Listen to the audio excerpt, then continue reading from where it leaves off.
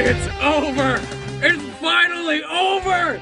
We never have to hear about it again! Indeed. Superman may not be as tenacious as Goku, but sometimes tenacity only prolongs the inevitable.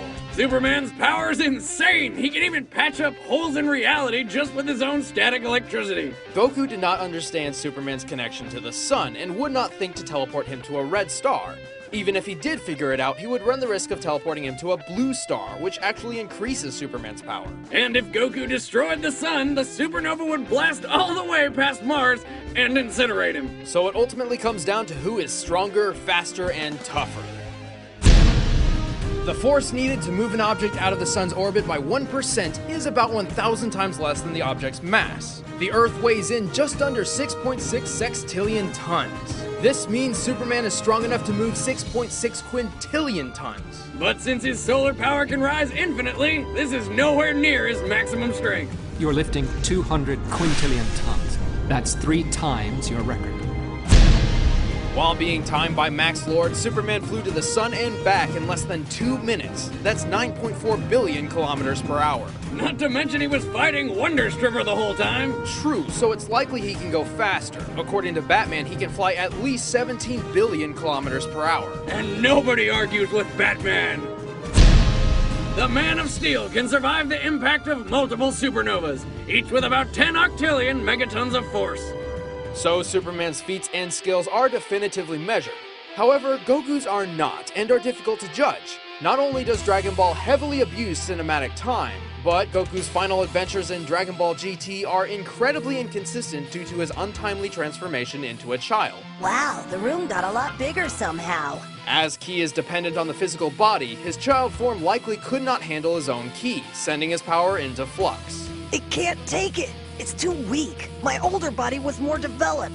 And obviously we're not using future Goku, because that would require a ridiculous amount of assumptions. Not to mention we'd have to use future Superman, who's pretty much God. So like Superman, we need to judge Goku in his prime. After experimenting with dozens of different theories, we discovered an ironclad method to finding Goku's limits, which we call the gravity formula, based around his training in increased gravity. Due to his style of training and Saiyan heritage, Goku increases his abilities proportionate to the amount of force he trains under. Saiyans are born with a unique ability to fight anywhere. While in base form, Goku could lift just under 40 tons. This is equivalent to 586 times normal Earth gravity, which we will use in the gravity formula alongside the Super Saiyan power increases to calculate Goku's maximum potential. Multiplying the 40 tons by the Super Saiyan forms means he can lift up to 160,000 tons in Super Saiyan 4. Strong enough to pick up a continent. Or my ex-wife. Haha! Right after Goku trained on King Kai's planet, which has gravity 10 times stronger than Earth's, he flew across Snake Way Road as fast as possible to save his friends. It took him 28 hours. Impressive, since that's 1 million kilometers long. Except it's filled with curves and Goku flew straight over it. So how far did he actually travel? By comparing Goku's height to a single spike, we can measure each curve. We can then remove those curves from the overall length. So it turns out Goku actually flew 307,000 kilometers, nearly 11,000 kilometers per hour. Now with a 586 times gravity and the Super Saiyan increases, his top speed clocks in at over 2.5 billion kilometers per hour, over 2 times the speed of light.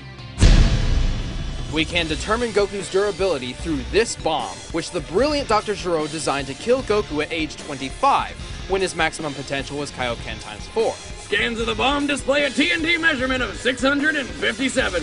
Bulma says the bomb could destroy the Earth, so this is likely measured in quadrillion megatons, since it takes at least 53 quadrillion megatons of force to destroy the Earth.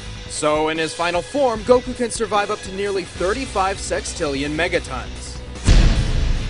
Goku doesn't rely solely on his physical abilities. He amplifies his strength and durability with Ki. But even though his Ki reserve cannot be measured, we can determine his maximum output.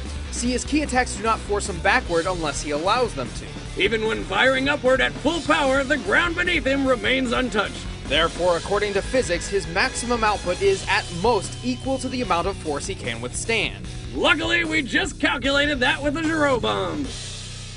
Alright, now that we've determined Goku's maximum potential, let's compare it to Superman. Holy shit! Not even close! Now, we can keep throwing feats and equations around, but in the end, numbers cannot measure what Goku and Superman are capable of. They are both ultimate heroes, solutions to daunting problems, and achievers of the impossible. The difference is at the core of their character. Goku has never been invincible. He has very clear limits and must overcome those limits to solve the problems at hand. That's the whole point. On the other hand, Superman's story is not about the fight to become the best, but of an immigrant facing the challenge of home versus heritage. After accepting his alien side, Superman has reached his full potential, which, under the endless power of the sun, is essentially limitless. In short, Superman is as strong as he needs to be. So, what happens when you pit a man with the power to break any limits against another who has no limits in the first place? Well, only one has limits to give at all. Goku just can't keep up with a man of steel. The winner is Superman.